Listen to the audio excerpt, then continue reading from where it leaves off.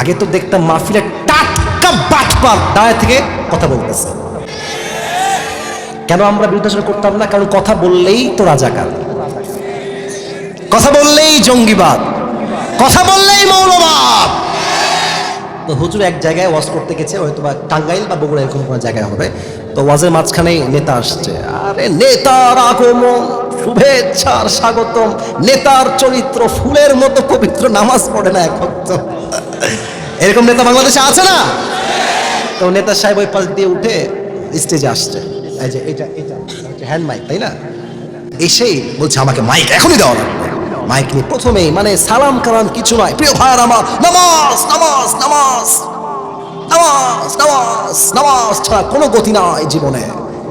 হুজুর বলছে यार ये कौन है, कहां से आया है? এত ভালো মানুষ, ये तो अभी कभी जन्नत से कन्फर्म दुनिया में भाग के आई है यार। এত ভালো নেতা, মাশাআল্লাহ, অ্যাপ্রিশিয়েটেড, অ্যামেজিং, কুল, অনেক ভালো। তো নেতা সাহেব নামাজ করে নেমে গেছে, গাড়িতে উঠে গেছে। তো নেতার কিছু রাজশাহীর ভাইরা, কাটাখালীর ভাইরা চামচা থাকে না, কথা না বললে বুঝি কেমন চামচা থাকে না। তো হুজুর এক চামচাকে ধরেছে, ওরা বলছে কিরে তোর নেতা তো খুব নামাজ পড়ে রে, অনেক ভালো মানুষ, খুব নামাজ, তাই না? কমপক্ষে তো 70-80 তাহাজ্জুদ পড়ে, তাই না? এরকম লোক আমাদের দেশে আছে, ছিল না? এখন তারা কোথায়? খুঁজে পাওয়া যাচ্ছে না তাদেরকে। যুবক ভাইরা ঠিক আছে কিনা বলো? তো হুজুর এই কথা বলার পরে রাজশাহীর ভাষায় বলছে, রাগ করবেন না। ওই ছেলে ওই হুজুরের কানে কানে বলছে, হুজুর রাগ করেন না, এর সঙ্গে 5 দিন ধরে একসঙ্গে আছি, এই শালা এক ওয়াক্ত নামাজও পড়ে না। তার মানে কিছু নেতা নামাজকে আল্লাহর জন্য নয়, একমাত্র ভোট পাওয়ার ব্যবসা হিসেবে ইউজ করতো। যুবক ভাইরা, ওই নামাজ দিয়ে আল্লাহকে পাওয়া যাবে না। ফসল্লি লিরাব্বিকা ওয়ানহার, পারফর্ম দ্য সালাহ and sacrifice to your Lord alone. নামাজ এবং কুরবানি সব হবে এক সত্তার জন্য। আওয়াজ দিয়ে বলেন তিনি কে? 3 নাম্বার গেল নামাজ, আর বাকি আছে 4টা। আমাকে কি আর 5-10 মিনিট সময় দেওয়া যায় না? রাজশাহীর ভাইয়েরা, রাজশাহীর শহরে কাছে আজকেই এত প্রোগ্রাম, মানে এটাই প্রথম রাজশাহীর এত কাছে প্রোগ্রাম। আমি চাই শেষ ভালো যার, বলেন শেষ ভালো যার।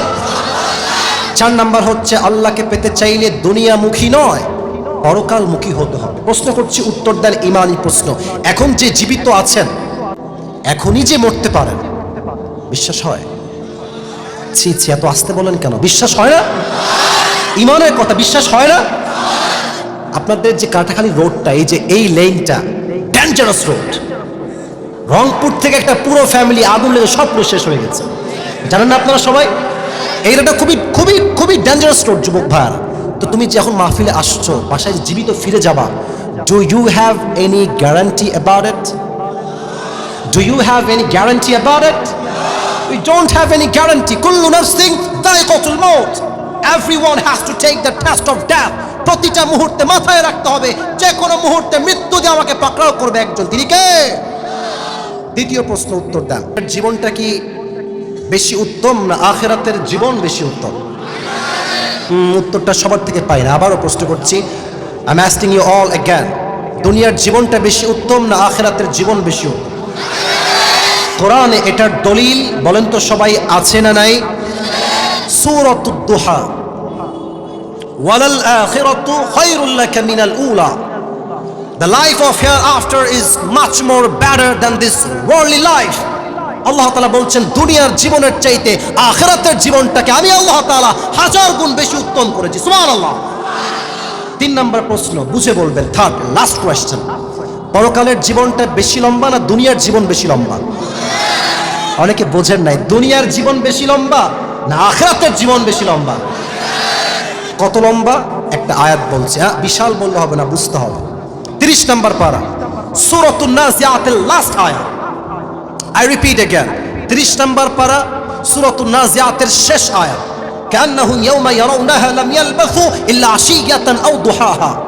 When the people of the world, they will see the life of hereafter, they will say just one thing, I was in the world just like on morning or on evening.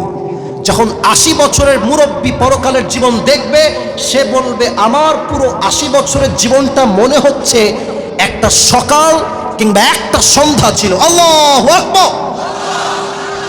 আর এই অল্প জীবনের চাহিদার কোনো শেষ নাই। আর মেয়েদের চাহিদা সবচাইতে বেশি কাটাখালির ভাড়া। ওই দেখবা কিছু কিছু মেয়ে আইফোন 16 প্রো ম্যাক্স পাওয়ার জন্য কক্সবাজার পর্যন্ত এরা চলে যায়। আল্লাহ এদেরকে হেদায়াত দান করুক, সকলেই পড়ে না আমিন। অতএব 4 নাম্বার দুনিয়ামুখী নয়, পরকালমুখী হতে হবে। 5, যে আল্লাহকে পেতে চায় তার জীবনে ধৈর্য লাগবে। বলেন সবাই কি লাগবে?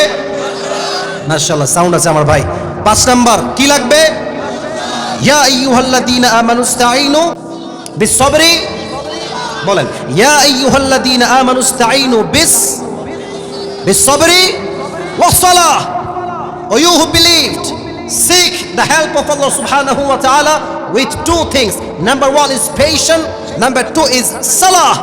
যেই বান্দা আল্লাহর কাছে নামাজ এবং ধৈর্যের সাথে সাহায্য চায়, আল্লাহ নিজেই তাকে গায়েবী ভাবে সাহায্যের হাত বাড়িয়ে দেয়। সুবহানাল্লাহ। সফল হতে চান? সফল হতে চান? জীবনে সম্মান পেতে চান? বলেন সবাই চাই। আবার কোন চাই চাই চাই চাই। যত বেশি সম্মান পেতে চান তত বেশি আপনাকে ধৈর্যশীল হতে হবে। আমি আসিফ এখানে ওয়াজ করছি, এখানে সবাই আমাকে ভালোবাসে না। এখানে আমার যেমন ভালোবাসার লোকও আছে, তেমন আমার বদনামকারী এখানেই বসে আছে। আমি আসিফ যদি প্রত্যেক দিন এই গবেষণা করি আমাকে নিয়ে কে কি লিখলো, কে কি ভিডিও মেক করলো, কে কি মন্তব্য করলো, আমাকে দেখতে হবে। কসম খোদার কয়েকদিন যাবত ফেসবুক আইডি ডিঅ্যাক্টিভ করে দিয়েছে, দেখার টাইম নাই। স্বপ্ন সামনের দিকে, বীরের বেশে গিয়ে যাও, তোমার সমতা আল্লাহ নিশ্চিত করে দেবে। যুবক ভাইরা ঠিক কিনা বলো? কে কি বললো দেখার টাইম নাই। ওয়া তুইজ্জু মান তাশা ওয়া তুযিল্লু মান তাশা। इज्जत का मालिक भी वही है, जिल्लती का मालिक भी वही है। जिसे चाहता है इज्जत देता है, जिसे चाहता है जिल्लत करता है। जब इज्जत का मालिक मेरा रब है तो मुझे किस बात की टेंशन है? जब इज्जत का मालिक मेरा रब है तो मुझे किस बात की टेंशन है? ठीक ना बोले हैं? আল্লাহ যাকে সম্মান দিতে চায় পুরো দুনিয়া মিলেও তার সম্মান চুল পরিমাণ কমাইতে পারে না। ঠিক কিনা বলো? Be patient. লাস্ট আয়া, ইয়া আইয়ুহাল্লাযীনা আমানুসবিরু ওয়াসাবিরু ওয়ারাবিতু। O you who believed, be patient and be steadfast on patience, so that you will be the victorious person in this world and the next. যেই বান্দা ধৈর্যশীল হয় এবং ধৈর্য অবিচল থাকে, আল্লাহ তাকে দুনিয়াতেও সফল বানায়, আখিরাতেও সফল বানায়। সুবহানাল্লাহ। 5 নাম্বার লাগবে ধৈর্য। 6 একটা করেন নাই তো আপনারা সবাই? 6 নাম্বার যে আমল আপনারা, এই সোনামণি দুইজন বসো বসো, মুরব্বী না যুবকই উঠতেছে, একজন উঠছে, এদিকে তাকান সবাই, তাকবীর দেন, লিল্লাহি তাকবীর।